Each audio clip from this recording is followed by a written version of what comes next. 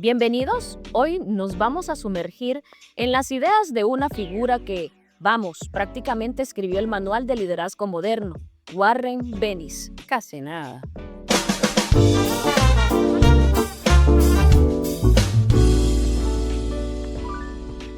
Tenemos sobre la mesa un guión académico que destila su pensamiento, y la misión es entender no solo qué dijo, sino por qué sus ideas sobre visión, autenticidad, sobre aprendizaje siguen siendo tan radicalmente relevantes. Siguen sonando nuevo. Vamos a desgranar a uno de los pensadores que transformó por completo nuestra forma de entender qué significa liderar. Y fíjate que es curioso porque, aunque lo llamamos el padre del liderazgo contemporáneo, muchas de sus ideas formuladas hace 30 o 40 años siguen pareciendo revolucionarias. Totalmente. Yo creo que es porque no se quedó en dar simples técnicas de gestión. Él se atrevió a preguntar cuál es la esencia humana del liderazgo. Y claro, esa pregunta nunca pasa de moda. Pues empecemos por el hombre entonces. Warren Bennis, de 1925 al 2014, académico, consultor, asesor de presidentes como Kennedy y Reagan. Una trayectoria increíble. Pero destaca un dato biográfico. Fue uno de los tenientes más jóvenes del ejército estadounidense en la Segunda Guerra Mundial. A menudo se menciona como una anécdota, pero fue algo más. Fue de verdad un punto de inflexión. Absolutamente. No fue un dato, fue la forja de su filosofía. Pensemos un momento en lo que vio de joven, de 19 o 20 años en el frente europeo. El caos, la incertidumbre, la vida y la muerte dependiendo de decisiones tomadas bajo una presión inimaginable. Vio que los modelos rígidos de mando y control de arriba a abajo se desmoronaban en el campo de batalla. Que no funcionaban, ¿no? No. Comprendió que el liderar no era dar órdenes, sino inspirar confianza, crear un propósito compartido en medio del miedo. Y toda esa experiencia fue el origen de su crítica a las burocracias corporativas que conoció después. A las que veía como ejércitos en tiempo de paz, rígidos, lentos y sobre todo profundamente deshumanizados. Claro, esa conexión es potentísima. Estaba viendo fallar en la práctica la teoría que luego vería aplicada rígidamente en las empresas. Y todo eso lo volcó en una obra muy prolífica. Para quien quiera empezar, ¿cuáles serían los textos esenciales? La biblioteca de Bennis. A ver, el punto de partida ineludible es On Becoming a Leader, de 1989. Es un manifiesto. Ahí es donde dice que el líder se hace. Exacto. Rompe con la idea del gran hombre y defiende que el liderazgo es un acto de autocreación, un viaje de autoconocimiento. Pero para entender de dónde viene eso, hay que mirar un poco antes a Leaders, Strategy for Taking Charge, que escribió con Bernanos en el 85. Ahí es donde introduce el famoso concepto de liderazgo visionario, ¿verdad? Justo, es el primer pilar. Primero, te define el qué. Los líderes movilizan a la gente en torno a una visión. Y luego, en Becoming a Leader, te indica el quién. La persona auténtica que es capaz de articular una visión. Los libros dialogan entre sí. Totalmente. Y a partir de ahí sigue construyendo. Como en Learning to Lead, aprendiendo a liderar. Ya el título es una declaración de intenciones. Precisamente, si el liderazgo se aprende, la pregunta es ¿cómo? Y el libro es su respuesta. Y hay otro, quizás menos conocido, pero que a mí me parece fascinante, que es Organizing Genius. ¿Organizando el genio o la genialidad? En él analiza equipos extraordinarios como el de la primera película de Disney o el Proyecto Manhattan, para entender cómo se crean los entornos donde la genialidad colectiva puede florecer. No se queda solo en la figura del líder, estudia el ecosistema, ve un hilo conductor claro. El individuo al equipo del conocimiento, a la creación de cultura, y todo culmina, según la fuente, en una obra más tardía, Judgment, El juicio, de 2007. Sí que es como cerrar el círculo. Al final, después de la visión de la autenticidad, del aprendizaje, todo se reduce a la capacidad de tomar buenas decisiones. Bennis dice que el juicio es la síntesis de la experiencia, la ética y la empatía. Es la prueba definitiva. Es que si te fijas, estos libros son el esqueleto de cualquier MBA moderno. Totalmente. Benny no solo estudió liderazgo, le dio una gramática actual. Pues entremos en esa gramática. Si tuviéramos que destilar sus 5 contribuciones más importantes, la primera, como ya hemos dicho, es esta idea de que los líderes se hacen, no nacen. Hoy nos parece casi sentido común, pero ¿fue realmente tan disruptivo? Fue un terremoto. Hay que pensar que él escribía contra la teoría del gran hombre. Esa idea de que la historia la mueven figuras excepcionales, casi predestinadas. Benny democratizó el liderazgo. Con su frase famosa, Era o es un viaje, no un destino. Eso lo cambia todo. Implica que es una habilidad, un músculo que se puede entrenar, y eso abre la puerta a que cualquiera, en cualquier nivel, pueda ejercerlo. Le quitó la aura mística y se lo entregó a la gente. La segunda gran idea, liderar lo auténtico. Hoy es un término tan usado que casi es un cliché, sé tú mismo. Pero, ¿qué quería decir Benny con autenticidad? ¿Era tan simple? no, para nada. Esa es una simplificación muy peligrosa. Para Bennis, la autenticidad no era un permiso para ser un incompetente o un maleducado, porque yo soy así. Claro, era algo mucho más exigente. Se basaba en la congruencia. Significaba alinear 4 cosas: lo que valoras, tus principios, lo que dices, lo que sientes, tu inteligencia emocional y lo que haces. Y cuando todo eso está alineado, Generas confianza. Y para él, la confianza no era un activo más. Era el oxígeno de la organización. Sin confianza, todo lo demás se asfixia. Entiendo, pero ¿no hay un peligro ahí? ¿Qué pasa si la versión auténtica de un líder, sus valores, pues son tóxicos o equivocados? ¿Cómo conciliaba Benny la autenticidad con la necesidad de crecer, de cambiar?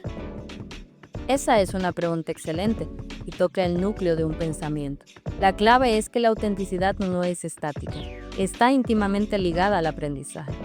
Ser auténtico también significa tener la autoconciencia para reconocer tus fallos, tus sesgos. Tus áreas de mejora. Exacto. Un líder auténtico, en el sentido de Bennis, es el que puede decir me equivoqué o necesito aprender sobre esto. La autenticidad sin humildad y sin voluntad de evolucionar no es liderazgo, es arrogancia. Eso lo conecta a todo. Y nos lleva a la tercera idea, el poder de una visión compartida. Otra vez, algo que hoy vemos en los pósteres de todas las oficinas. ¿Qué hacía que su concepto fuera diferente a un simple eslogan? La diferencia entre la palabra compartida. Él entendía que una visión no se impone desde un despacho, se co-crea. No es un mapa. No es una brújula que ayuda a todo el equipo a navegar. Y para que funcione, tiene que responder a una pregunta que todos nos hacemos. ¿Por qué mi trabajo importa? La visión de Bennis es el puente que conecta el propósito de la empresa con las aspiraciones de su gente. Y cuando eso ocurre, el trabajo se convierte en una misión. Exacto, deja de ser una transacción. Y las 2 últimas ideas, la humanización de la gestión y el aprendizaje organizacional, parecen las 2 caras de la misma moneda. Totalmente, porque no puedes tener una organización que aprende si no es fundamentalmente humana. Bennis fue un pionero absoluto en esto. Décadas antes de que se pusiera de moda hablar de agilidad, de organizaciones planas, él ya denunciaba la burocracia asfixiante. Y abogaba por estructuras basadas en la colaboración. En la colaboración y el respeto. Entendían que la creatividad y la innovación no nacen del control, sino de la libertad y la seguridad psicológica. Un momento, ¿estás diciendo que él ya manejaba conceptos como seguridad psicológica hace décadas? Ese es el término de moda en Silicon Valley ahora mismo. Quizás no con esas palabras exactas, pero la esencia es idéntica.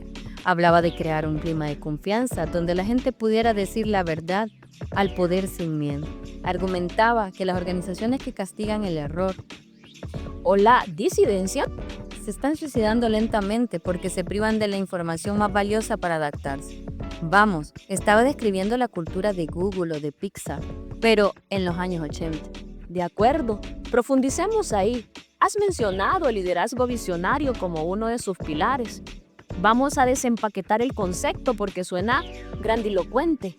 ¿Qué es en la práctica ser un líder visionario según Venice? No es tener una bola de cristal, es ser un arquitecto de significado. El guión lo desglosa en 4 dimensiones muy claras. La primera es que la visión es el ADN del liderazgo. Me encanta la analogía. ¿ADN? O sea, no es algo superficial. Está en el código genético de la organización, menos un mapa y más una brújula para cada decisión. Exacto, es el marco que da coherencia a todo, desde a quién contratas hasta qué productos desarrollas. Pero para que sea un ADN vivo, Benny decía que debía ser clara, retadora, ética y sobre todo mover la energía emocional de las personas. Tiene que apelar a la cabeza y al corazón. La segunda dimensión, la credibilidad. La visión más brillante no sirve de nada si el mensajero no es increíble. El clásico walk the talk. Sí, pero Venice va un paso más allá. No es solo hacer lo que dices, es ser la visión. El líder debe encarnar en sus acciones el futuro que propone. Si predica innovación, pero castiga el primer fracaso, la visión muere, se convierte en sí mismo. La coherencia, decía, es la moneda más valiosa de un líder. Y una vez la pierdes, es casi imposible recuperarla. La visión como un catalizador del cambio. No basta con pintarla, hay que construir el camino, ¿correcto?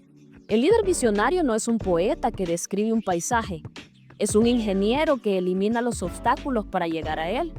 Su trabajo es súper práctico: empoderar equipos, derribar silos, simplificar procesos. Cambiar el rol de líder por completo, ¿no? De un jefe que controla A un facilitador, un posibilitador. un eliminador de fricciones quizá. Alguien cuyo trabajo es hacer que el trabajo de los demás sea más fluido y significativo.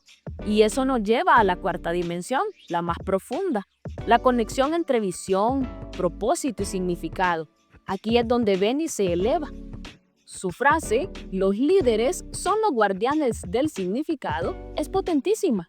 Sugiere que la función última del liderazgo no es gestionar recursos o maximizar beneficios, Sino ayudar a la gente a encontrar un sentido a su esfuerzo. justo es responder al ¿para qué hacemos esto? En un mundo cada vez más automatizado, esta función se vuelve, si cabe, más crucial. Y esa idea de propósito es el puente perfecto hacia su otro gran concepto, el aprendizaje organizacional. Fue un precursor que se adelantó a gigantes como Peter Senge. ¿Cómo concebía Benny una organización que aprende? La concebía como una comunidad de aprendizaje, no como una máquina, sino como un organismo vivo. Para él, el aprendizaje no era un evento aislado, un curso o un seminario. Era un proceso social y cultural continuo. Una organización donde la curiosidad es la norma. Y el debate es bienvenido. Y la reflexión es una práctica casi institucionalizada. Y fundamentalmente una organización que se sabe desaprender. Eso me parece clave. Es el punto más difícil y el más importante. Desaprender significa cuestionar las prácticas, las estrategias, incluso las creencias que te llevaron al éxito. Y aquí es donde caen los gigantes. Kodak. Piensa en Kodak. Ellos inventaron la primera cámara digital, tenían la tecnología, pero fueron incapaces de desaprender su identidad como empresa de película y química. Su éxito pasado lo cegó. O Blockbuster con el streaming, lo mismo. No fue un fallo tecnológico, fue un fallo cultural de aprendizaje. Y para Venice, ese es el fracaso del liderazgo por excelencia. Entonces, en esta comunidad de aprendizaje, el rol del líder no puede ser el del experto que tiene todas las respuestas. Al contrario, el líder se convierte en el arquitecto del aprendizaje. Su tarea principal es diseñar el entorno para que el aprendizaje florezca. ¿Cómo? Fomentando la diversidad del pensamiento, protegiendo a los disidentes constructivos y sobre todo modelando la vulnerabilidad de decir no lo sé, vamos a investigarlo juntos. ¿Transforma a la empresa? Totalmente. De un lugar donde se dan respuestas a un lugar donde se hacen grandes preguntas. Y todo esto, de nuevo, empieza en el individuo. No hay aprendizaje organizacional si las personas no están comprometidas con su crecimiento. No puede haberlo. Por eso Bennis insistía tanto en la autoconciencia como la piedra angular de todo. El proceso es de dentro hacia afuera. Primero, un individuo se conoce, aprende, se vuelve más auténtico. Luego, como líder, crea las condiciones para que otros hagan lo mismo. ¿Y la suma de todo eso? La suma de todos esos bucles de aprendizaje individuales conectados por una visión compartida es lo que crea una organización inteligente y adaptable. Fíjate, décadas antes de que habláramos de la economía del conocimiento, él ya sabía que la única ventaja competitiva sostenible no era el producto, sino la velocidad y la calidad del aprendizaje colectivo.